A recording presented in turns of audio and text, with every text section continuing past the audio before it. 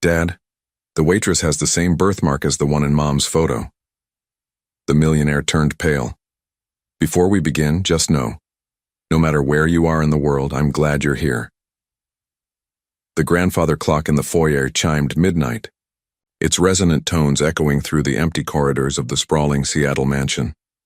Nathan Morgan stood at his bedroom window, watching raindrops race down the glass like tears he couldn't shed anymore. 10 years. 10 years since the light had gone out of his world. With a deep sigh, Nathan turned to the nightstand where Catherine's photograph sat in its silver frame, her auburn hair catching the sunlight, her smile radiant, the distinctive, crescent-shaped birthmark visible just below her collarbone. His fingers traced the edge of the frame, a ritual he performed every night before sleep claimed him. "I still don't understand," he whispered to the empty room. "Where did you go, Catherine?" Nathan was a man who controlled everything in his life, a self-made real estate mogul whose name adorned half the skyscrapers downtown. But the one thing he couldn't command was the truth about his wife's disappearance. No body, no closure, just questions that haunted the shadows of his success. Down the hall, 16-year-old Caleb Morgan sat cross-legged on his bed, surrounded by old photo albums. Tomorrow marked the anniversary of his mother's disappearance, and each year, he felt her memory slipping further away. He was only 6 when she vanished, old enough to feel the wound, too young to preserve the details. "Dad?" Caleb called, hearing footsteps in the hallway. Nathan appeared in the doorway, the lines on his face deeper in the dim light. "You should be asleep." "I'm trying to remember her laugh," Caleb said, his voice cracking slightly. "I can picture her face, but I can't hear her voice anymore." Nathan crossed the room and sat beside his son, placing a hand on his shoulder. She had a laugh that filled the room. When she found something truly funny, she'd throw her head back and you couldn't help but laugh with her. Caleb nodded, trying to incorporate this detail into the fading portrait in his mind. "Will you postpone your meetings tomorrow, like you always do?" "Already done," Nathan confirmed. "We'll visit the lake. She loved it there." Meanwhile, nearly 100 miles away in the coastal town of Port Haven, a woman jolted awake, her heart pounding. The nightmare was always the same. Falling through darkness, screaming for someone she couldn't name. Grace Harrison pushed damp hair from her forehead and checked the time. 2:17 a.m. Early, even for her. Slipping from bed, she padded to the bathroom and splashed cold water on her face. In the mirror, a stranger's eyes stared back, familiar only because she'd seen them every day for the past decade, not because she recognized them from before. Her fingers instinctively rose to touch the crescent-shaped birthmark below her collarbone, a nervous habit when anxiety took hold. The blank space where 30 years of memories should exist yawned within her like an abyss. A soft knock at the bathroom door pulled Grace from her thoughts. "Mom, are you okay?" came a small voice. Grace quickly dried her face and opened the door to find her 9-year-old daughter, Emma, clutching her stuffed rabbit. "Just a bad dream, sweetheart," Grace smiled, kneeling to Emma's level. "Go back to bed." "Was it the falling dream again?" Emma asked, her intelligent eyes, so unlike Grace's own, studying her mother's face. Grace nodded, marveling as she often did at her daughter's perceptiveness. Emma was a mathematical prodigy, another mystery in Grace's life. Where did such brilliance come from? The question was added to the endless list of things Grace couldn't answer about their past. "Will you be okay for your shift tomorrow?" Emma asked, practical even in her unicorn pajamas. "Of course," Grace assured her, brushing Emma's hair back. "The Lighthouse Cafe waits for no one, especially not their most experienced waitress." As Emma returned to bed, Grace remained in the hallway of their modest rental house. Martha, her boss at the cafe and the woman who had found Grace wandering along the highway a decade ago, always said some things were better left in the past. But as another anniversary of her new life approached, Grace couldn't help wondering what or who she had left behind. She touched her birthmark again, a celestial signature on her skin. Sometimes it felt like the only real connection to whoever she was before the blank slate, before Martha discovered her with nothing but the clothes on her back and a life growing inside her. Tomorrow would be another day of serving coffee to fishermen and tourists, of helping Emma with advanced algebra problems she herself could barely comprehend, of living a life assembled from scratch. But tonight, as rain pattered against the windows of Port Haven, the shadow of loss hung over two households connected by a mystery neither could yet comprehend. "Dad, you promised this would be our weekend," Caleb said, staring out the car window as Seattle's skyline receded behind them. The disappointment in his voice was unmistakable. Nathan gripped the steering wheel tighter. "It still is. I just need 2 hours in Port Haven to review the resort site. Then it's just you and me fishing at the cabin."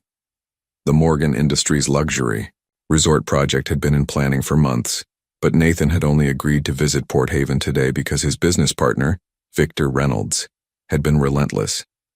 Nathan hated working on the anniversary weekend, but perhaps the distraction would do them both good. Caleb sighed, plugging in his earbuds. Whatever. The coastal town of Port Haven appeared on the horizon, its lighthouse standing sentinel over weathered buildings and fishing boats. Nathan felt a strange tightness in his chest as they entered the town limits. "We'll grab lunch first," Nathan offered as a peace offering. The development plans mention a popular spot called the Lighthouse Cafe. The cafe was busy when they arrived, filled with locals and weekend tourists. A bell chimed as they entered, and a gray-haired woman at the counter nodded toward an empty booth by the window. "Someone will be right with you," she called. Nathan spread his documents across the table, trying to focus on work rather than memories. Caleb slouched in his seat, scrolling through his phone. "Here are some menus," a gentle voice said. "Our special today is clam chowder with—" Caleb glanced up and froze, his eyes widening. He stared at their waitress, a woman with auburn hair pulled back in a simple ponytail, a kind smile and tired eyes. Something about her made him sit up straight. "Sorry," the waitress, Grace according to her nameplate, said. "Did I interrupt? Something important?" "No, we're just—" Nathan began without looking up. Caleb suddenly tugged his father's sleeve with unexpected urgency.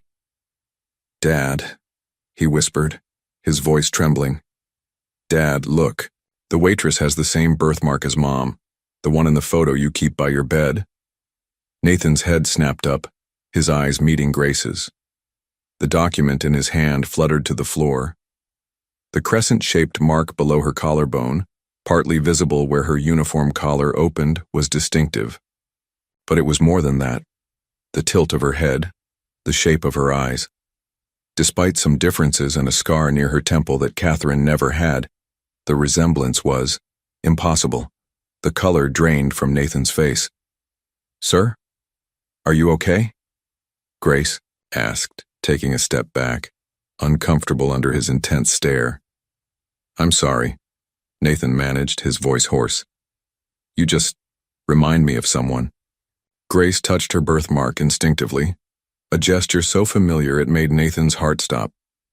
"I'll give you a minute with the menus," she said, retreating quickly to the kitchen. Behind the swinging door, Martha looked up from the grill. "What's wrong? You look like you've seen a ghost." "That man in the booth," Grace said, her hand still at her collarbone. "The way he looked at me." Martha peeked through the window in the door, her eyes narrowing. "Rich folks with fancy cars. Nothing but trouble," she muttered. "I'll handle their table." "No," Grace said, surprising herself. "It's fine, I just got a strange feeling, that's all." Back at the table, Nathan couldn't focus on his documents anymore. "Caleb, are you sure about what you saw?" "Dad, it's her mark. Mom's mark. And she looks like her, older, different hair, but it's her face."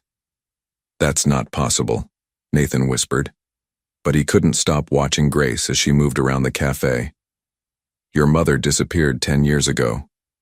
10 years, Caleb repeated, his mind racing. "And where did she go after? What if—" "Don't," Nathan cut him off sharply. "Don't go there." But as Grace returned with water glasses, both Morgan men fell silent, studying her every movement, her every gesture, searching for the ghost of a woman they had lost. A woman who, against all reason, seemed to stand before them with no recognition in her eyes. Rain pounded against the windows of Nathan's Seattle home as he knelt before the cedar chest he hadn't opened in years. His hands trembled as he lifted the lid. Catherine's perfume, preserved somehow in the sealed wood, wafting up to greet him. "It's impossible," he whispered, yet couldn't stop himself from rifling through the neatly preserved memories. There, a beach photo from their honeymoon. Catherine laughing, her head thrown back, the distinctive crescent birthmark clearly visible. Nathan placed it beside 3 others he'd found, each showing the mark. It wasn't a coincidence. That waitress, Grace, had the identical mark in the identical place. His phone buzzed. Diane, his fiancée of 6 months, was calling again. He sent it to voicemail. Instead, he dialed a number he'd deleted years ago but still knew by heart. "Ryan Spencer," answered a gruff voice. "It's Nathan Morgan." A long pause. "It's been what, 7 years? 8? I need your help." Nathan's voice broke. "I think I found her." Former Detective Ryan Spencer had been forced off Catherine's case under mysterious circumstances. The official story cited procedural misconduct, but Ryan had always maintained someone wanted the investigation buried. "I'll be there in 30, Ryan said without hesitation. Meanwhile, in his bedroom, Caleb hunched over his laptop, fingers flying, across the keyboard. As the son of a tech-savvy generation, he knew how to dig for information, but Grace Harrison yielded almost nothing before 10 years ago.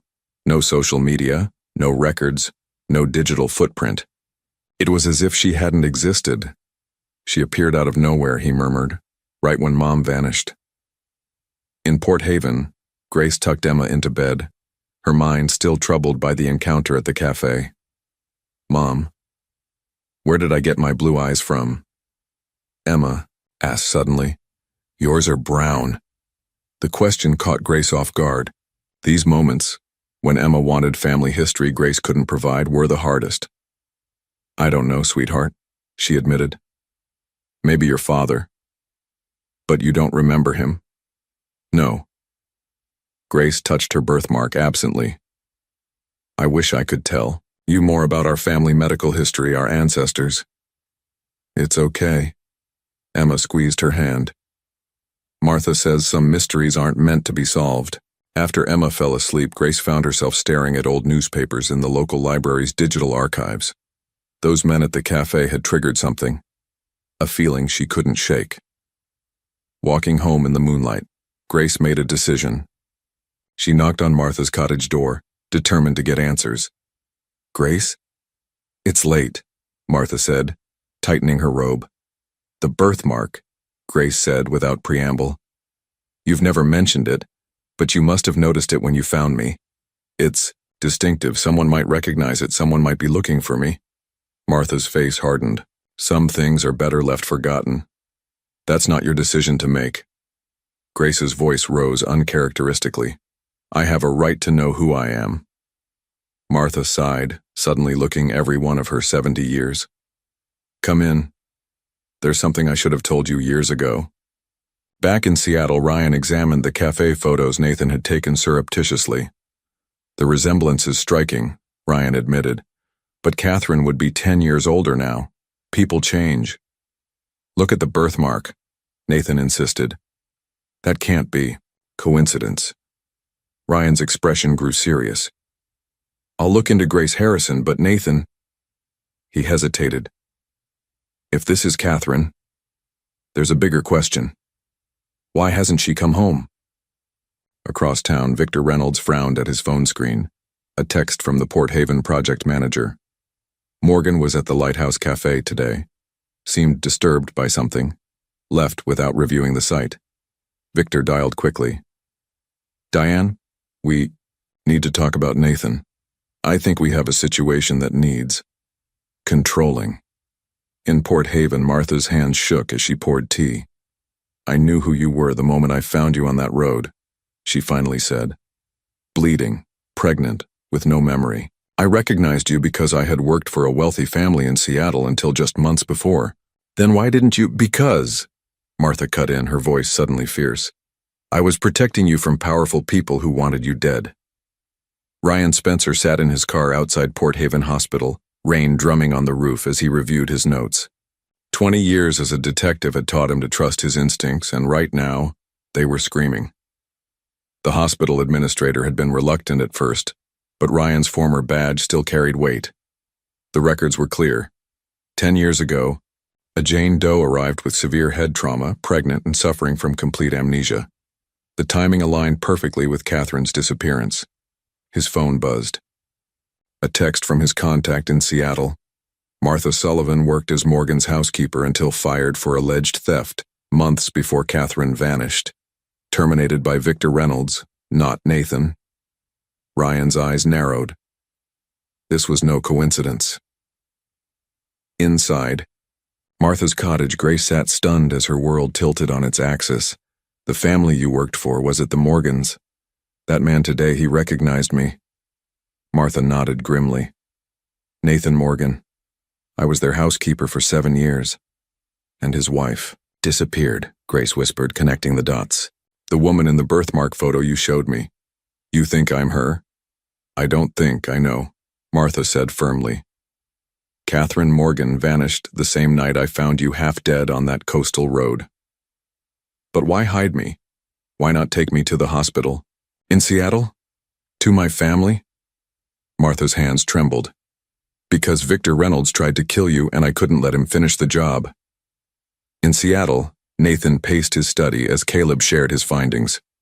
Dad, there's literally no trace of Grace Harrison. Before 10 years ago. No school records, no previous employment, nothing. Nathan ran his hand through his hair. Ryan found something at Port Haven Hospital. A Jane Doe with amnesia arrived the night Mom disappeared. And get this, she was pregnant. Caleb's eyes widened. Emma is 9. That fits perfectly. And there's more. Martha Sullivan, Grace's boss at the cafe, was our housekeeper until Victor fired her. For stealing, right? That silver serving set? Nathan frowned. That's what Victor claimed, but Catherine never believed it. She always said Martha was honest to a fault. The doorbell rang, interrupting them. Diane stood on the doorstep, elegant in a designer dress. You missed our dinner, she said. Victor and I were worried. Sorry, Nathan said automatically. A project came up. Diane's eyes narrowed. The Port Haven resort? Victor mentioned you've been unusually interested in it lately. Just doing my due diligence. Of course. Her smile didn't reach her eyes. Victor wanted me to remind you about the merger paperwork. He needs your signature by Friday. After she left, Caleb looked at his father gravely. Dad, do you trust Victor? Really trust him? Nathan stared at the door. I used to. Now I'm not sure. In Port Haven, Grace sat alone on her porch swing. Martha's, revelations echoing in her mind. Could she really be Catherine Morgan? A wealthy lawyer with a husband and son? Not the struggling single mother she'd believed herself to be? Mom? Emma appeared in the doorway, rubbing her eyes. Can't sleep? Grace patted the swing beside her. Just thinking, sweetheart. About that man at the cafe? I saw how he looked at you. Grace smiled sadly. Sometimes Emma seemed far older than 9. Martha told me something tonight about my past, about who I might have been before. Emma's eyes lit up. Really? Like what? Grace hesitated. How could she explain this to her daughter? I need to figure it out first. But I promise, whatever happens, you and I will always be together. Emma leaned against her. I know, Mom. As Emma drifted back to sleep against her shoulder, Grace stared at the stars. If she was Catherine Morgan, then everything she knew about herself was a lie. And if Victor Reynolds had tried to kill her once, would he try again? In Seattle, Ryan examined Catherine's case file, the real one, not the sanitized version released, to the public. He'd kept a copy despite orders to destroy it. One detail had always bothered him. Catherine's car was found abandoned on a coastal road not far from Port Haven, but the extensive search never found a body. There had been blood in the car, but not enough to indicate a fatal injury. and now he knew why. Catherine Morgan had survived, lost her memory, and for 10 years had been living as Grace Harrison, protected by a housekeeper who'd seen something she shouldn't have, and who'd recognized Catherine on that fateful night. The question was, what had Catherine discovered that was worth killing for? Nathan's heart hammered as he pulled into the Lighthouse Cafe parking lot for the second time that week. In his briefcase was Catherine's favorite book, a worn copy of To the Lighthouse, with her notes in the margins. It wasn't just a memory. Trigger. It was a test. You don't have to do this, Ryan cautioned over the phone. I'm still gathering evidence. I need to know. Nathan replied simply, ending the call. Inside, the cafe was quieter today. Nathan chose a booth with clear sightlines, to the kitchen, and placed the book prominently on the table. When Grace approached with a menu, he watched her eyes. Welcome back, she said, her smile professional but guarded. Just you today? My son's at his summer program, Nathan replied, studying her face. Did she look more like Catherine in this light? I'd love some coffee while I decide. As Grace poured, her gaze flickered to the book. She paused, her hand rising unconsciously to her birthmark. Good book? She asked, her voice slightly strained. My wife's favorite, Nathan said carefully. She used to read it aloud. Something flashed in Grace's eyes, confusion, perhaps pain. She set the coffee pot down with a trembling hand. Are you all right? Nathan asked. Just a headache, Grace murmured. I'll get your coffee. In the kitchen, Grace pressed her palms against her temples. Behind her closed eyes, a fleeting image formed. Herself sitting in a window seat, reading aloud to a small boy with dark hair. The vision was so vivid yet vanished as quickly as it came. You okay? Martha asked sharply. He's back, isn't he? Grace nodded. There's something about him, Martha, when I saw that book. Martha's expression hardened. Stay away from him. Please. That night? Grace's nightmares intensified. In her dreams, she heard a child calling Mommy and saw flashes of documents, numbers, and a man's angry face. She woke gasping, tears streaming down her cheeks. Mom? Emma stood in the doorway, clutching her stuffed rabbit. You were screaming. Grace wiped her eyes. Just a bad dream. Emma climbed onto the bed. Was it about your past? The things Martha told you? Maybe, Grace whispered, holding her daughter close. I don't know why. I can't remember. My math teacher says our brains protect us sometimes, Emma said wisely. Maybe yours is protecting you. In Seattle, Nathan unlocked the hidden safe in his office floor, a security feature Catherine had insisted on. Inside were backup copies of company records Catherine had maintained privately. As chief legal officer for Morgan Developments, Catherine had been meticulous. Nathan had never fully reviewed these files after her disappearance. The grief had been too overwhelming. Now, he methodically examined the documents.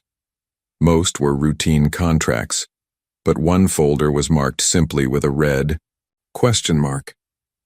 Inside, Nathan found financial records Catherine had flagged with sticky notes expressing concerns about offshore transfers. Nathan's blood ran cold as he recognized the account numbers. They matched holdings Victor had assured him were legitimate. Tax havens. Catherine's notes suggested otherwise. Possible money laundering. Need to confirm source of funds before confronting V. His phone rang. Caleb. Dad, I enrolled in a summer math program in Port Haven. You did what?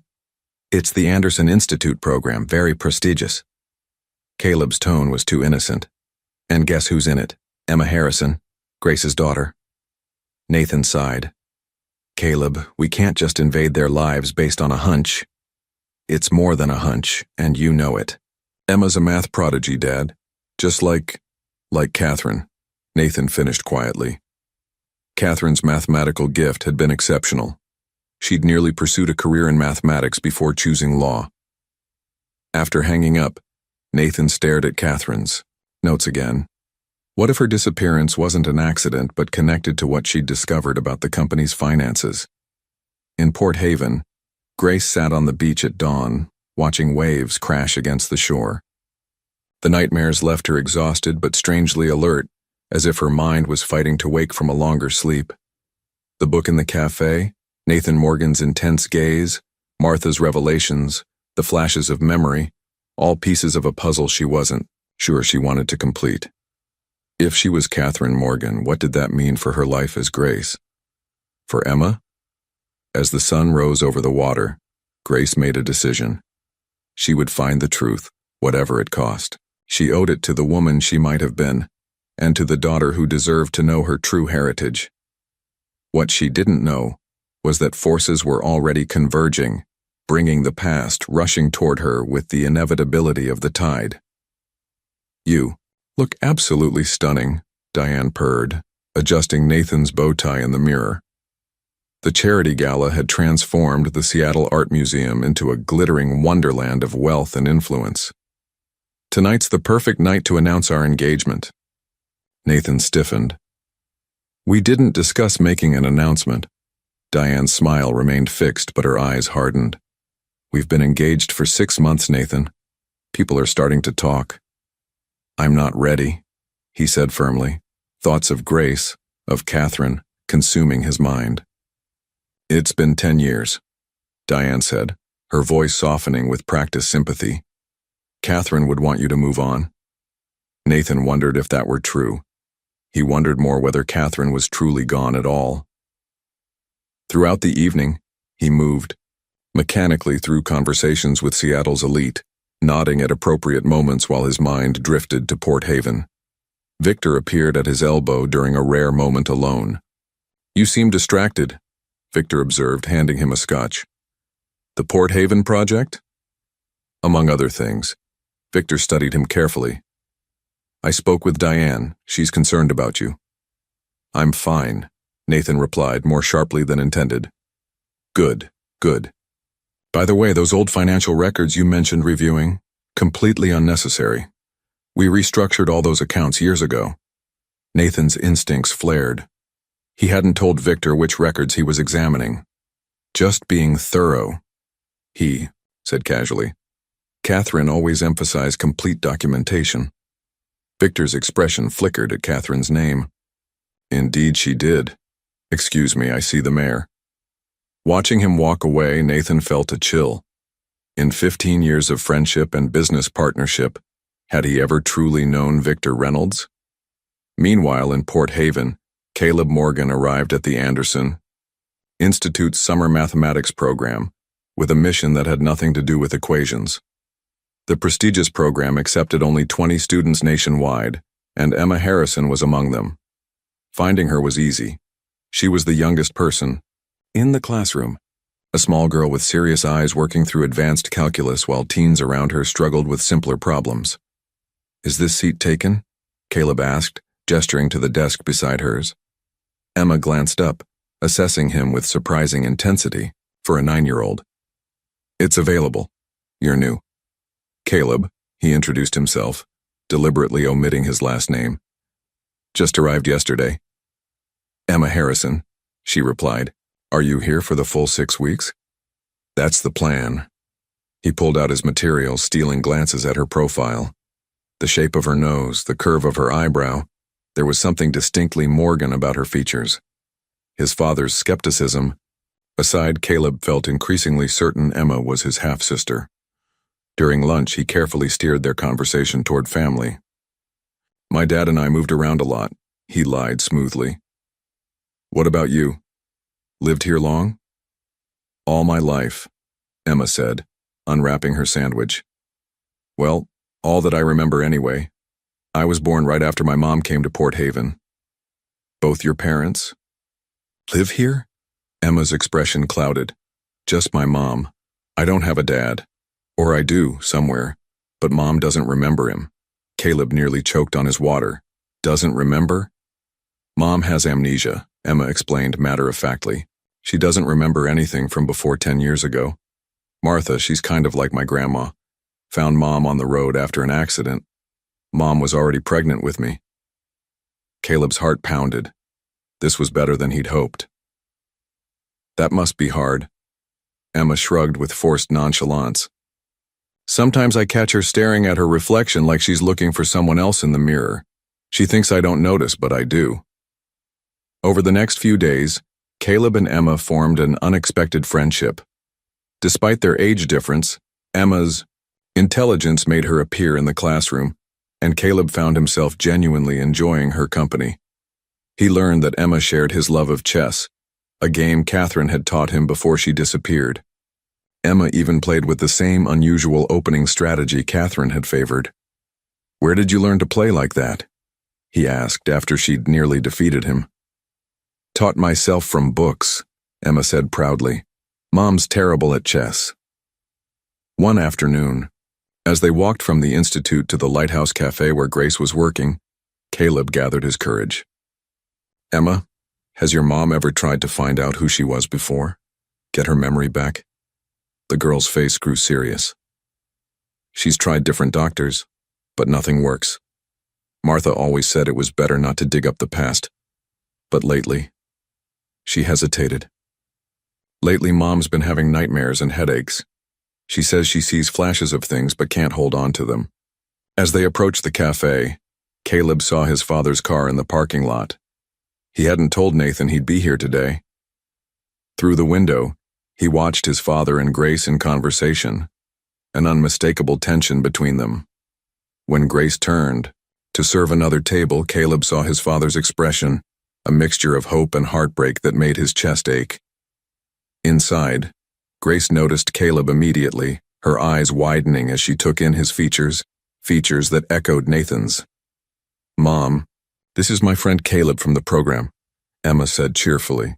"Nice to meet you, Caleb," Grace said, her voice steady despite her obvious recognition of his resemblance to Nathan. "Are you new to Port Haven?" "Just visiting," Caleb replied, studying her face for any sign she recognized him as more than Nathan's son. Later, as Nathan drove Caleb back to his summer housing, neither spoke until they reached the dormitory. "She has Mom's eyes," Caleb finally said. "And her laugh." Nathan gripped the steering wheel tighter. "I know. Emma told me Grace has been having flashes of memory lately." Nathan turned to his son, hope and fear warring in his expression. "We need to be careful, Caleb. If Grace is Catherine, and if Victor was involved in what happened to her, then we're putting her in danger again by stirring this up," Caleb finished, grimly. Neither said what they were both thinking. They might be putting Emma in danger too. Victor Reynolds' office offered a panoramic view of Seattle, but his attention was fixed on his computer screen. The surveillance report was troubling. Nathan had visited Port Haven 4 times in 2 weeks, and now Caleb was there too, enrolled in some mathematics program. Victor's intercom buzzed. "Mr. Morgan is here to see you." He closed the report and plastered on a smile as Nathan entered. "Nathan, I was just about to call you. The Port Haven Zoning Commission approved our proposal." "Good news," Nathan replied, settling into a chair. "But that's not why I'm here. I need to discuss the wedding." Victor raised an eyebrow. "Your wedding? I thought that was between you and my sister. Diane keeps pushing for a date. I need more time." "It's been 6 months since you proposed," Victor said carefully. "And 10 years since Catherine." He let the sentence hang. "That's just it." Nathan leaned forward. "I've been reviewing some of Catherine's old files." Victor's expression remained neutral, but his knuckles whitened around his pen. "Oh? What files?" "Financial records from before she disappeared. She had concerns about some offshore accounts." The silence stretched between them. Finally, Victor laughed lightly. "Catherine was always thorough, but those accounts were restructured years ago, as I mentioned at the gala." "Right," Nathan nodded. "Still, I'd like to go through everything properly. For closure." "Of course." Victor stood. "Now about the wedding, Diane was thinking September." Nathan rose to leave. "Tell her I'll consider it." After Nathan departed, Victor immediately called Diane. "We need to accelerate our timeline. Nathan's digging into Catherine's files." In Port Haven, Ryan Spencer sat in his rental car across from the Lighthouse Cafe, watching through binoculars as Martha Sullivan left through the back door. He'd spent days piecing together the puzzle, and one conclusion was inescapable. Martha knew far more than she'd revealed. His contact in Seattle had discovered Martha was fired after she overheard an argument between Victor and Catherine. The official reason, theft of silver, had never resulted in charges. Ryan followed Martha to the grocery store, deliberately bumping into her in the produce section. "Excuse me," he apologized, helping her pick up dropped apples. "Ryan Spencer." Martha's eyes narrowed with recognition. "You're the detective who worked Catherine Morgan's case." "Former detective," Ryan corrected. "You have a good memory, Mrs. Sullivan. What do you want?" Martha's voice was cold. "Just answers. Like why Victor Reynolds fired you after you overheard his argument with Catherine." Martha paled. "I don't know what you're talking about." "I think you do," Ryan said quietly. "And I think you know exactly who Grace Harrison really is." At the Lighthouse Cafe, Grace wiped down tables, watching Emma and Caleb studying together in a corner booth. Their instant connection had been surprising and unsettling. The boy's resemblance to Nathan Morgan was striking, and Grace couldn't shake the feeling that she should know him. "Mom," Emma called, "can Caleb stay for dinner? He's showing me this cool math trick." Before Grace could answer, Nathan Morgan entered the cafe. Seeing his son with Emma, he froze momentarily before approaching their table. "Caleb, I didn't expect to find you here." "Dad, Emma and I were just studying." Grace observed the interaction, noting the mix of emotions on Nathan's face as he looked at Emma. There was a tenderness there, an almost paternal gaze that sent a shiver down Grace's spine. "Mr. Morgan," she said, stepping forward, "your son and Emma have become quite the friends." Nathan's eyes met hers. "They do seem to get along well, almost like they're family." The word hung in the air between them. Grace touched her birthmark unconsciously. "Dad?" Caleb interjected. "Can Emma come sailing with us on Saturday? I told her about the boat." "It's up to her mother," Nathan replied, still holding Grace's gaze. Martha burst through the cafe door, her face flushed. When she saw Nathan with Grace and the children, she stopped abruptly. "Grace, I need to speak with you," she said urgently. "Now." In the kitchen, Martha gripped Grace's arms. "That detective, Ryan Spencer, he's in town asking questions about you, about me, about that night." "What did you tell him?" "Nothing. But he knows, Grace. He knows Victor Reynolds is dangerous and was responsible for what happened to Catherine." "Morgan," Martha's voice broke. "And now the Morgans are here, getting close to Emma. Don't you see the pattern?" Grace stared through the kitchen window at Nathan and the children. Was Martha right? Was this all an elaborate setup to finish what Victor had started 10 years ago? Or was she finally on the verge of discovering her true identity and putting her daughter in terrible danger in the process?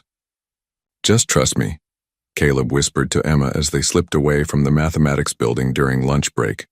"We need to talk somewhere private." Emma followed him to a secluded bench overlooking the harbor. For a 9-year-old, she had remarkable poise, but today her eyes betrayed anxiety. "You've been acting weird since yesterday," she said. "Ever since your dad came to the cafe." Caleb took a deep breath. "Emma, I need to ask you something important. Does your mom have anything from before, when Martha found her?" Emma hesitated. "Why do you want to know?" "Please, it's important. She has a silver pen," Emma finally said. "Mom says it was in her pocket when Martha found her. She keeps it in her jewelry box. Says it's her most prized possession because it's the only thing she has from before." "Does it have initials on it?" Caleb asked, his heart racing. Emma nodded. "KM. Mom doesn't know what they stand for. She thought maybe it was her real initials, but her name starts with G." Caleb struggled to keep his expression neutral. "KM, Catherine. Morgan." The pen had to be the one his grandfather had given his mother for her law school graduation. He'd seen it in photographs. "Emma, I need to see that pen."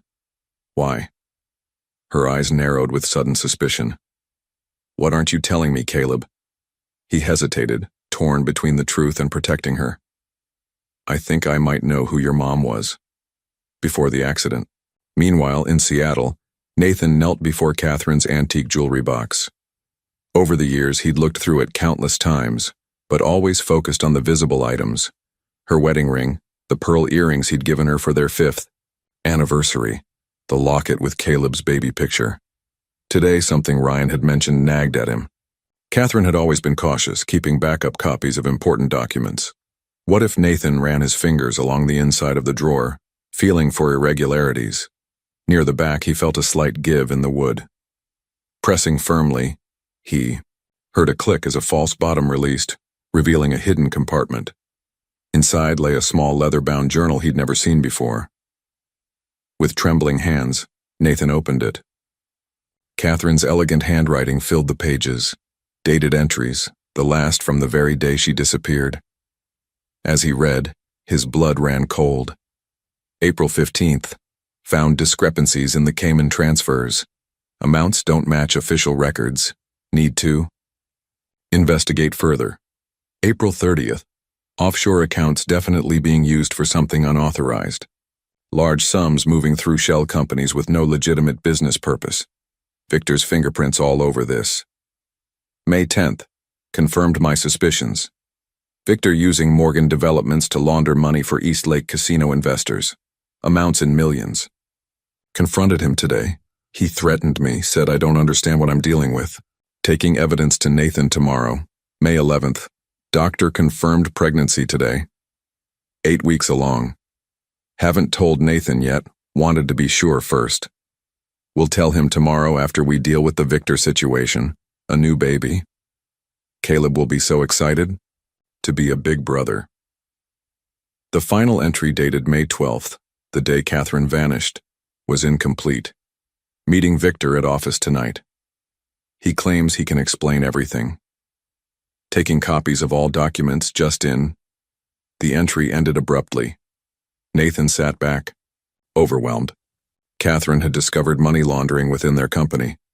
She'd confronted Victor, and she'd been pregnant with Emma when she disappeared. He immediately called Ryan. I found Catherine's journal.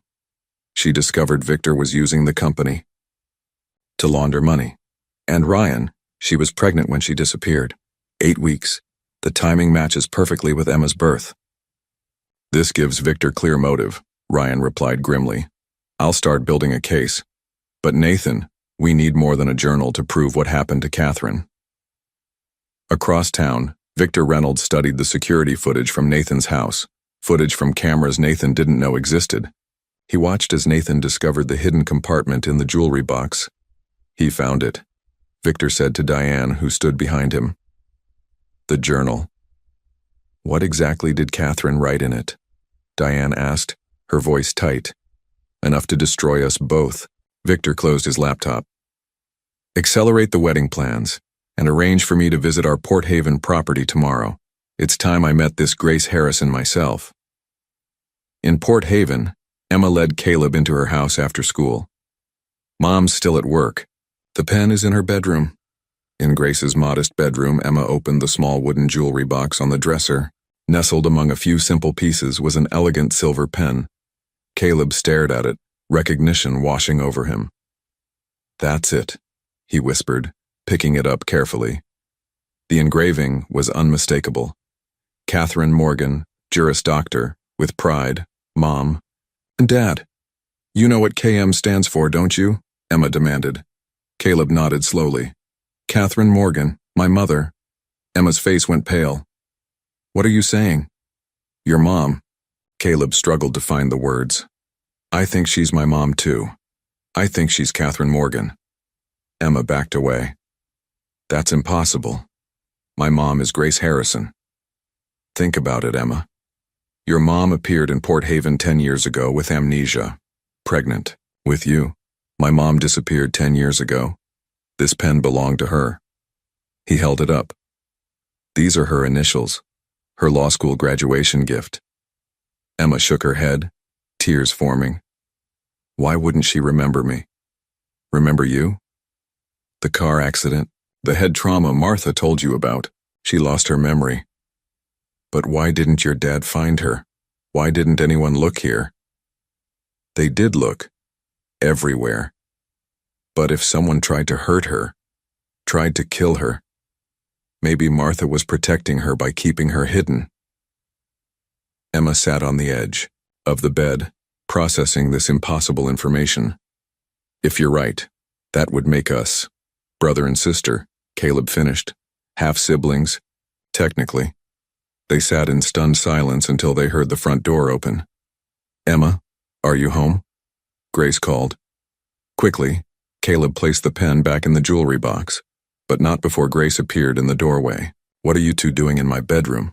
She asked, her gaze shifting between them and the open jewelry box. Emma burst into tears. Emma, what's wrong? Grace rushed to her daughter's side. Mom, who's Catherine Morgan? Emma asked through her tears. Grace froze, her hand instinctively rising to touch her birthmark. Where did you hear that name? Is it true? Emma demanded. Are you her? Is Caleb my brother? Grace looked at Caleb, who stood holding the silver pen. KM, he said quietly. Catherine Morgan, my mother. Grace took the pen from him with trembling hands, running her fingers over the engraving. For a moment, no one spoke. I don't know, she finally whispered. I honestly don't know who I am. But I'm starting to think Martha has been right all along. Someone wanted Catherine Morgan dead, and if I am her, then we're all in danger. Grace stared at the manila envelope that had been delivered to the cafe. No return address, just her name typed on the front. She'd found it propped against the back door when she arrived for her morning shift. You going to open that or just look at it all day? Martha asked, eyeing the envelope suspiciously. With hesitant fingers, Grace broke the seal. Inside were newspaper clippings, yellowed with age, about Catherine Morgan's disappearance. A photograph showed Catherine at a charity event, the crescent birthmark visible above her evening gown's neckline. Another showed the Morgans as a family, Nathan, Catherine, and a 6-year-old Caleb. Grace sank into a chair, her legs suddenly unable to support her. The resemblance was undeniable. Who sent this? Martha demanded, peering over Grace's shoulder. I don't know. Grace's voice was barely audible. But after yesterday with Caleb and Emma, Martha, I can't hide from this anymore. The confrontation with the children had shaken Grace to her core. After they'd shown her the silver pen, she'd sent Caleb home, promising they would talk soon.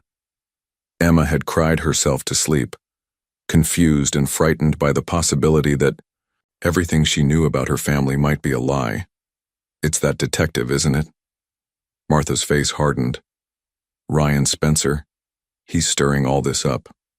Or helping me find the truth, Grace countered. Martha, look at these photos, the birthmark, the resemblance, even that small scar on her hand is exactly where mine is. Martha sat heavily. I always knew this day might come. You said you recognized me when you found me. Why didn't you ever tell me who I really was? Martha's eyes filled with tears.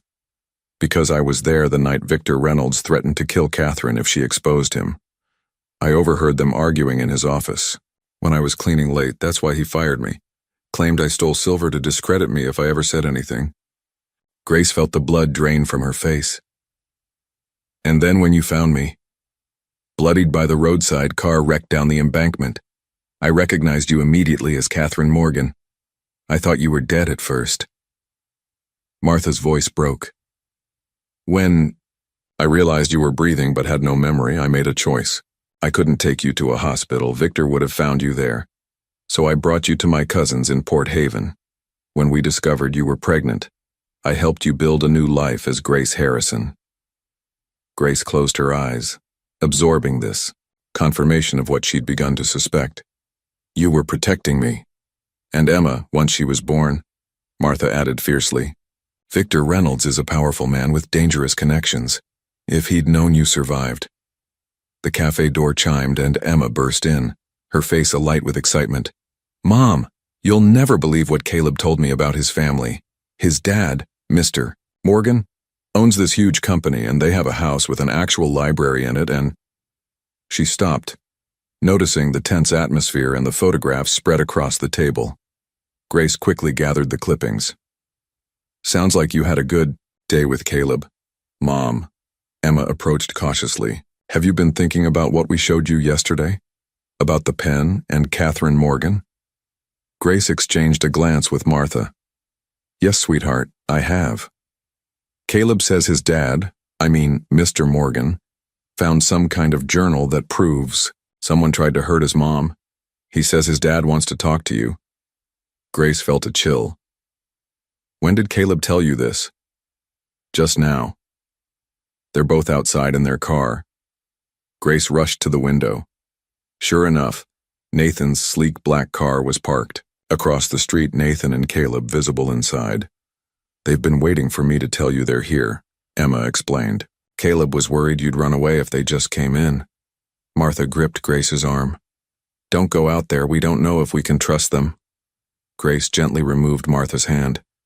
"If I am Catherine Morgan, then that's my son out there, and Nathan, he would be my husband." "And if Victor Reynolds put them up to this?" Martha countered. "If this is a trap?"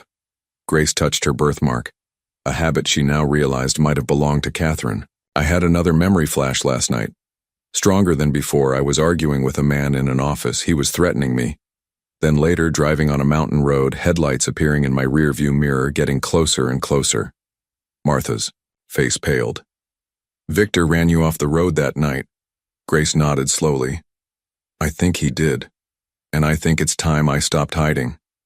Taking a deep breath, Grace walked to the door, Emma's small hand clutched in hers. As they stepped outside, Nathan and Caleb emerged from their car. The four of them stood on the sidewalk, an incomplete family separated by a decade of loss and deception, each searching the other's faces for answers. "Grace," Nathan finally said, his voice thick with emotion, "we need to talk." "Yes," she agreed. "I think we do." They settled at a quiet table behind the cafe, away from curious eyes. Nathan placed Catherine's journal on the table, along with several photographs. "Caleb told me about the pen," he began. "And I found this. Catherine's hidden journal. The last entry was written the day she disappeared." Grace stared at the journal, not touching it. "What does it say?" "That Catherine discovered Victor Reynolds, my business partner, was using our company to launder money. She confronted him, and he threatened her." Nathan swallowed hard. "The last entry mentions meeting Victor the night she vanished, and—" "There's more," Caleb added, looking between Grace and Emma. "Mom, Catherine, wrote that she had just found out she was pregnant, 8 weeks along." Emma's eyes widened. "That would be me." Grace ran her fingers over the journal, then looked up at Nathan. "I've been having memory flashes, arguments with a man, documents with numbers being run off a road, and sometimes a little boy calling for his mother." Caleb's eyes filled with tears. "That could be me. I called for you for years after you disappeared." Grace reached out tentatively, touching Caleb's hand. "I wish I could remember you clearly." "The doctors said the amnesia might be partly psychological," Nathan explained gently. "A protective response to trauma." "So what happens now?" Grace asked, looking from Nathan to the children. "If I am Catherine, and I'm starting to believe I am, what does that mean for all of us?" Before Nathan could answer, a sleek black SUV pulled up in front of the cafe. Victor Reynolds stepped out, his smile predatory as he spotted them through the window. "That's him," Grace whispered, her face draining of color. "That's the man from my memory, the one who threatened me in the office." Nathan's expression hardened. "Stay here. I'll handle Victor." But as Nathan rose, Ryan Spencer appeared from around the corner, 2 police officers at his side. "Right on time," Ryan said grimly, watching Victor approach. "Let's see how he explains himself now." Victor Reynolds' smile never reached his eyes as he pushed open the cafe door, his expensive suit out of place among the coastal town's casual atmosphere. Following close behind was Diane, her high heels clicking sharply on the wooden floor. "Nathan!" "What a coincidence," Victor called, his tone jovial, but his gaze calculating. "When I heard you were in Port Haven again, I thought we might discuss the resort project over lunch." Nathan stepped protectively in front of Grace and the children. "No coincidence, Victor. You've been tracking my movements." Victor's smile faltered momentarily. "Don't be paranoid. Diane and I were simply—" His words died as his gaze fell on Grace. The color drained from his face. "Catherine?" he whispered, genuine shock replacing his practiced charm. Diane gripped Victor's arm, her perfectly manicured nails digging into his sleeve. "That's impossible." "Is it?" Nathan challenged. "Because we have evidence suggesting otherwise." Victor recovered quickly, his expression shifting to one of sympathy. "Nathan, I can see the resemblance is remarkable, but this desperation, it's concerning. This woman is clearly taking advantage of your grief." "Her name is Grace Harrison," Nathan said calmly. "She appeared in Port Haven 10 years ago with severe head trauma, amnesia, and pregnant with a daughter who's now 9 years old. The timing aligns perfectly with Catherine's disappearance." Victor shook his head sadly. "Many women go missing, Nathan, and many single mothers seek financial security. This could be an elaborate scam." Emma, who had been clutching Grace's hand, suddenly stepped forward. "My mom isn't a scammer. She's worked double shifts at this cafe my whole life to take care of me." Victor's gaze hardened as he looked at Emma, noticing for the first time her resemblance to Nathan. Diane's hand tightened even further on his arm, her knuckles white. "If you'll excuse us," Victor said stiffly. "This is obviously a private matter. We should stay right where you are." Ryan Spencer appeared in the doorway, flanked by 2 uniformed officers. "Victor Reynolds, I have some questions about the night Catherine Morgan disappeared." Victor's expression shifted from surprise to calculated calm. "Former Detective Spencer, isn't it? I heard you were dismissed from the force for irregularities in your investigative methods." "I was removed from Catherine's case after getting too close to the truth," Ryan replied evenly. "A truth that involves offshore accounts, money laundering, and attempted murder." The cafe had emptied of other customers, Martha having ushered them out when Victor arrived. Now she stood behind the counter, her face grim as she watched the confrontation unfold. "This is absurd," Diane interjected, her voice brittle. "You have no evidence of any wrongdoing." "Actually," Nathan said, placing Catherine's journal on the table between them. "We do?" Victor stared at the journal, recognition flickering in his eyes. "Catherine's diary? That proves nothing except she had an active imagination." "It proves she discovered your money laundering operation," Nathan countered, "and that she confronted you about it the day before she disappeared." "And I have Martha Sullivan's sworn statement," Ryan added, "that she overheard you threatening Catherine, which is why you fired her on false theft charges." Victor's facade of calm began to crack. The word of a disgraced detective and a thieving housekeeper? Hardly compelling evidence. Grace, who had been silent, suddenly stepped forward. "What about my word?" All eyes turned to her as she faced Victor directly. "I don't remember everything," she said quietly, "but I remember enough. I remember you in your office, telling me that if I went to Nathan with what I'd found, I wouldn't live to see the consequences." "You can't possibly," Victor began. "I remember the documents," Grace continued, her voice growing stronger. "Cayman transfers, shell companies, East Lake casino investors." Victor flinched at the specific details only Catherine would know. "And I remember driving on that coastal road," Grace's voice trembled now, "checking my rearview mirror and seeing headlights gaining on me faster and faster. A black SUV just like the one you arrived in today." Diane suddenly pulled away from Victor. "You told me it was an accident," she hissed. "You said she lost control of her car." "Diane, don't," Victor warned. "You promised me she just went off the road on her own." Diane's composure shattered. Completely. You never said you chased her down. The officers moved closer as Victor's expression darkened. Catherine was going to destroy everything we'd built. The offshore accounts, the connections to Eastlake, she would have exposed it all. I couldn't let that happen. So you tried to kill her. Nathan's voice was deadly quiet. My wife, the mother of my son, who was pregnant with our daughter. Victor's eyes darted to the exits, calculating his escape. You can't prove any of this. It's the word of an amnesiac and a jealous sister. Martha stepped forward. No, it's the word of someone who saw Catherine's car in your garage the morning after she disappeared. I was collecting my things after being fired when I saw you transferring items from her car to yours. There was blood on the passenger door. Ryan nodded to the officers who moved to flank Victor. We'll add tampering with evidence and obstruction of justice to the charges. Victor lunged suddenly, grabbing Emma and pulling her against him. Back off, all of you. Let her go. Grace's scream was primal as she reached for her daughter. Victor, don't do this, Nathan pleaded, seeing the wild desperation in his former friend's eyes. I'm walking out of here, Victor snarled, and this little girl is my insurance. Emma, terrified but remarkably composed, looked up at her captor. You tried to kill my mom. Shut up, kid. You hurt her so badly she forgot me, Emma continued, tears streaming down her face. She forgot my brother and my dad.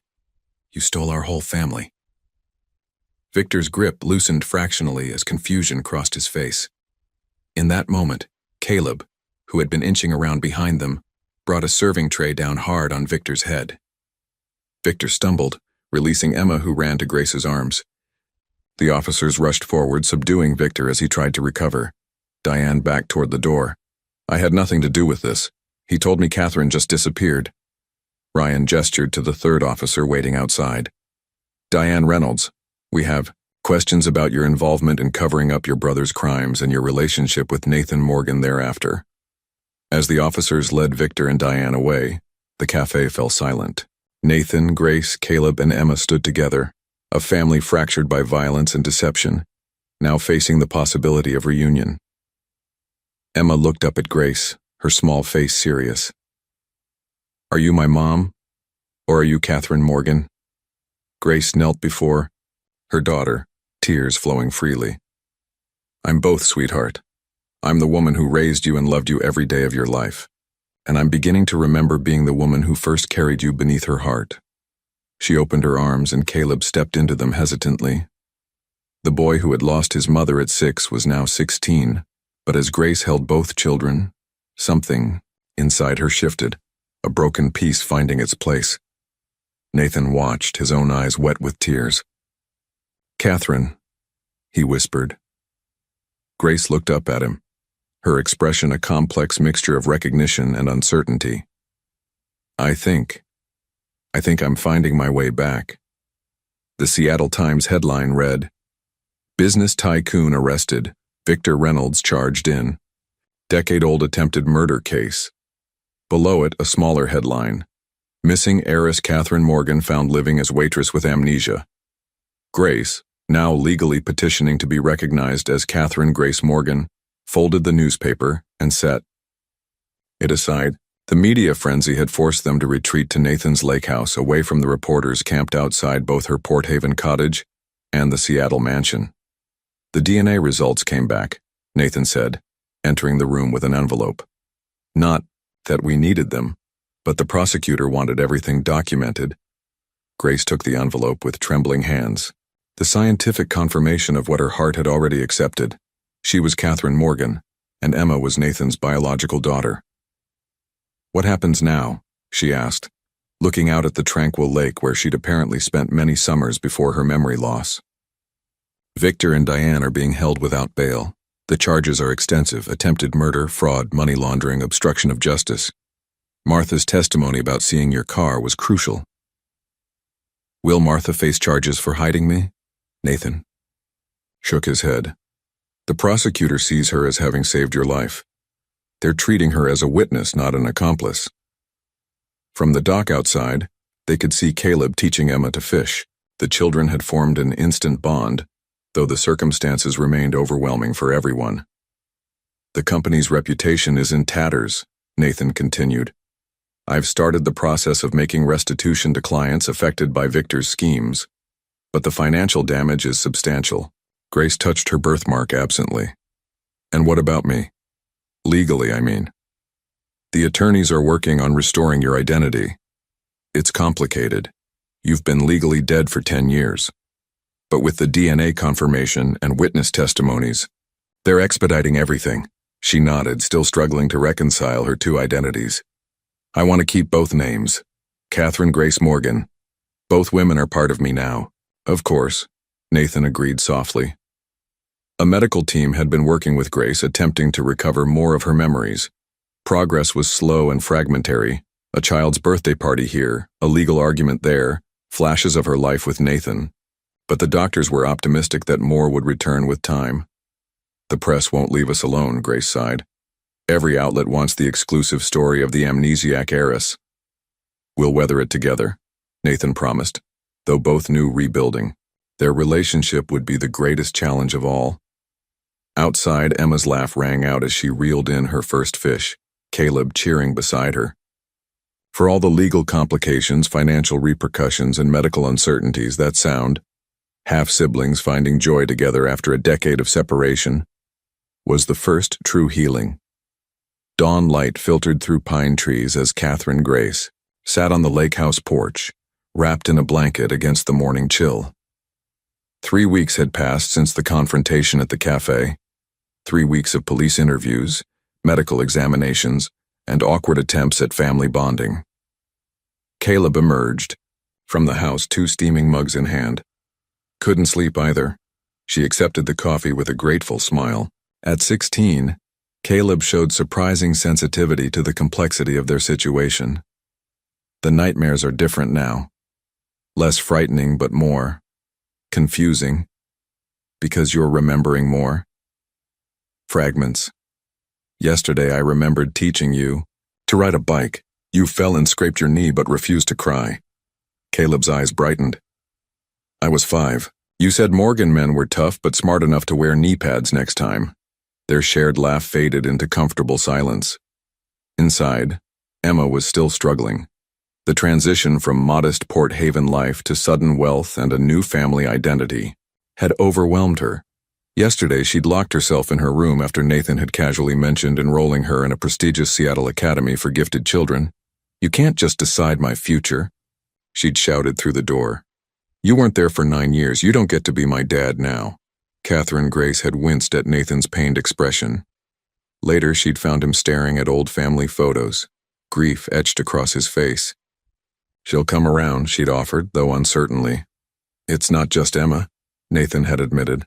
It's you too. You look at me sometimes like I'm a stranger. In many ways you are, she'd replied gently. The woman who loved you is still finding her way back through the fog. Now, as she sat with Caleb, Catherine Grace reflected on the strange limbo they inhabited. She wasn't fully Catherine again, might never be. But she was no longer just Grace either. The screen door creaked as Emma emerged, eyes puffy from crying. Hey, Bug, Catherine Grace said, using their old private nickname. Emma curled beside her on the porch swing. I'm sorry for yelling yesterday. You're allowed to be upset. Everything's changing so fast. Caleb showed me pictures of the house in Seattle. It's like a castle. Emma's voice held equal parts awe and apprehension. Will I have to act different there, talk different? Before Catherine Grace could answer, Nathan appeared with a chessboard. I thought maybe. He gestured awkwardly. To everyone's surprise, Emma sat up. I know how to play. She's actually really good, Caleb added encouragingly. Nathan set up the board between them. Emma made her opening move, the exact unusual strategy Catherine had taught Caleb years ago. Catherine Grace watched Nathan's eyes widen in recognition. Some things, it seemed, had been passed from mother to daughter without either of them knowing. As Emma and Nathan concentrated on their game, Caleb leaned toward his mother. Do you think we'll ever feel like a normal family? Catherine Grace watched the sunrise reflecting on the lake where she'd once been happy. where she was trying to be happy again. Not normal, she said finally, but maybe someday, whole. Catherine Grace's phone lit up with urgent messages as she returned from her therapy session. Nathan had called 6 times, and Ryan Spencer twice. "Turn on the news," Nathan said when she called back, his voice tight. The television screen filled with a reporter standing outside the courthouse. Shocking allegations that Catherine Morgan faked her amnesia as part of an elaborate scheme to defraud her husband's company. Sources close to the investigation provided evidence suggesting Morgan conspired with former housekeeper Martha Sullivan to disappear and establish a new identity. Catherine Grace sank onto the couch, her hand at her throat. "This is Victor. His attorneys released a statement claiming you staged the whole thing," Nathan confirmed grimly. "They've manipulated evidence to suggest you and Martha planned this together. That's absurd. What about my medical records? The head trauma? They're claiming it was self-inflicted, just enough to create plausible deniability." The doorbell rang incessantly as reporters swarmed the property. Catherine Grace pulled the curtains closed, her sanctuary violated once again. Ryan arrived an hour later, slipping through the media throng. "Victor's desperate," he explained. "His trial date is set, the evidence is overwhelming, so he's trying to muddy the waters. But people are believing it," Catherine Grace said, scrolling through vicious social media comments. "They're calling me a gold digger who abandoned her child." Worse news followed. Victor had somehow accessed Catherine Grace's recent medical records, discovering information she herself hadn't fully processed yet. "Catherine Grace Morgan pregnant again, sources confirm," blared the afternoon headline. "Is timing suspicious as custody and inheritance battles loom?" Nathan stared at the headline, then at Catherine Grace. "You're pregnant?" She nodded, tears welling. "I just found out yesterday. I was going to tell you tonight. The doctor called with the results after my physical.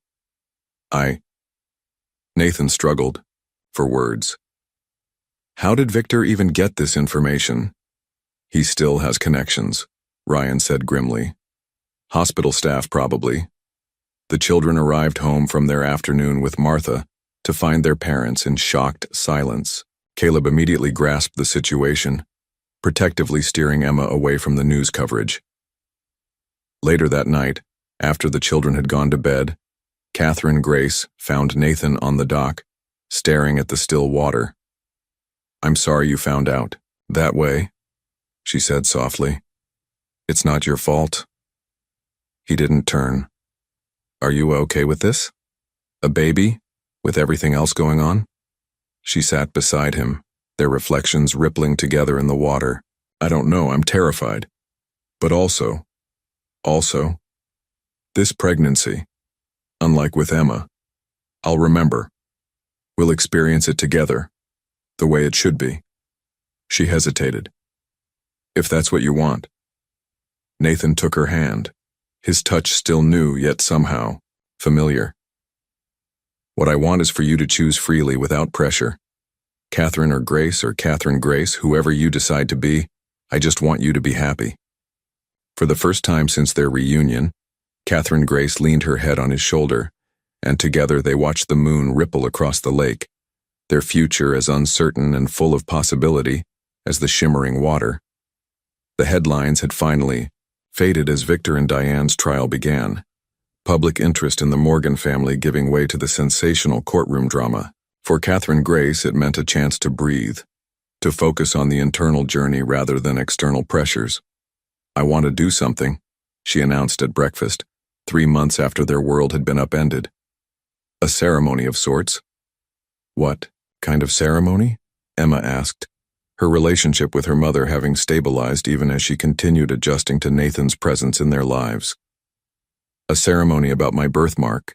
Catherine Grace touched the crescent shape below her collarbone. "About reconnecting my 2 lives." That weekend they gathered at Martha's cottage, the place where Grace Harrison had first awakened to her new life. Martha had decorated the small garden with fairy lights and lanterns, creating a magical space in the twilight. "Thank you all for coming," Catherine Grace began, standing before her family in a simple white dress that left her birthmark visible. When I lived as Catherine, I bore this mark proudly. As Grace, I touched it instinctively when anxious, never knowing why it felt significant. Emma and Caleb sat side by side on a garden bench, their initial awkwardness as half-siblings having evolved into a protective bond. Nathan stood slightly apart, still careful not to presume too much. This mark connects my two lives, the only physical thing that remained constant when everything else was taken. Catherine Grace's voice trembled, slightly. Today I want to acknowledge both women I've been, and the family that spans those identities. She turned to Emma, removing a delicate silver necklace with a crescent pendant from a velvet box. For Emma, who has been my heart and compass for 9 years, this represents the resilience that survives even when memories don't. She fastened it around her daughter's neck, kissing her forehead as Emma blinked back tears. Next, she presented Caleb with the silver pen that had first connected her past and present. For the son who never stopped looking for his mother, who found me when I couldn't find myself. Caleb accepted it with surprising composure, though his hands shook slightly. I'll use it to write our story someday. Finally, Catherine Grace turned to Nathan. For 10 years you kept faith when there seemed no reason to hope. You protected our son and preserved my memory. She hesitated. I still don't remember everything about us, but I offer forgiveness for what neither of us could prevent and openness to what we might become. Nathan stepped forward, holding out a small box. Inside was Catherine's wedding ring, modified to include a small crescent symbol alongside the original diamond. May I? He asked softly. Catherine Grace extended her hand, allowing him to slip the ring onto her finger, not as a restoration of what was, but as an acknowledgement of what might be. As the sky darkened and the lights twinkled around them, Martha served hot chocolate in the cottage where she had once sheltered a broken woman with no memory. Now they sat together, not yet fully healed but no longer fractured, a family being reborn under the same crescent moon reflected in Catherine Grace's birthmark. 1 year later, the coastal road where Martha had found a broken, pregnant Catherine seemed transformed. Wildflowers dotted the grassy slope where a car had once careened off the edge, and sunlight glinted off the calm sea below, nature showing no memory of the tragedy that had unfolded there. Catherine Grace stood at the roadside, overlook, one hand resting on her expanded belly, the other holding a paper lantern. Behind her, Nathan supervised as Caleb and Emma prepared their own lanterns, their laughter carrying on the breeze. A year of healing, a year of reconstruction, a year of becoming a family. The trial had ended 6 months earlier, with Victor receiving a 25-year sentence for attempted murder, fraud, and money laundering. Diane had taken a plea deal, testifying against her brother in exchange for a reduced sentence. The truth had finally been acknowledged in the courts, allowing the Morgans to focus on their more personal journey of reconciliation. Ready? Nathan asked, approaching with his own lantern. Catherine Grace nodded, smiling at her family gathered around her. Emma, now 10, had blossomed in the past year, initially resistant to their new life in Seattle but gradually finding her place, especially after Nathan converted the mansion's east wing into a mathematics studio for her. Caleb, 17 and newly accepted to Columbia University, had grown from a boy seeking his lost mother into a young man with remarkable empathy. He'd become protective of his half-sister and patient with Catherine Grace's continuing memory gaps. Before we release the lanterns, Catherine Grace said, I want to thank you all for this past year. It hasn't been easy, but we've found our way through together. Morgan Developments had been renamed the Morgan Harrison Foundation, now focusing on affordable housing projects and funding amnesia research. Catherine Grace worked part-time as an advocate for trauma survivors, her unique perspective offering hope to others with fractured lives. Nathan had stepped back from daily business operations, prioritizing the family he'd thought lost forever. His relationship with Catherine Grace had evolved slowly, not a resumption of their previous marriage, but the careful creation of something new, built on shared history and fresh discoveries. Samuel is kicking, Catherine Grace laughed, placing Nathan's hand on her belly. The baby, a boy they'd named after Martha's late husband who had helped rescue Catherine Grace that fateful night, represented their fresh start. Martha joined them at the overlook, moving more slowly now, but her eyes bright with satisfaction. Perfect spot for the ceremony, she nodded approvingly. It feels right, Catherine Grace agreed. Ending where Grace began, but with my whole family present. Emma touched her crescent necklace, a habit she'd developed over the past year. It's like two stories becoming one. At Catherine Grace's signal, they lit their lanterns. As the warm glow illuminated their faces, she spoke softly. These lanterns represent letting go of trauma, of separation, of the past that divided us, but also honoring both Catherine and Grace as integral parts of who I am now. One by one, they released their lanterns into the darkening sky. First Caleb, then Emma, Martha, and Nathan. Finally, Catherine Grace let go of hers, watching as it joined the others, rising together yet maintaining their individual paths. They're like us, Emma observed, separate but connected. The family stood in silence, watching the lanterns drift higher, glowing against the twilight. Catherine Grace felt the baby move again and smiled, realizing that for all the pain and loss, life had granted her a rare gift. 2 lives, both filled with love, now merged into one. As the final rays of sunset bathed them in golden light, Catherine Grace touched her birthmark one last time, no longer from anxiety but as an affirmation of her whole self. Below the overlook, the waves continued their eternal rhythm against the shore, constant yet ever-changing, like the family who stood together, under the same expansive sky, finally reunited.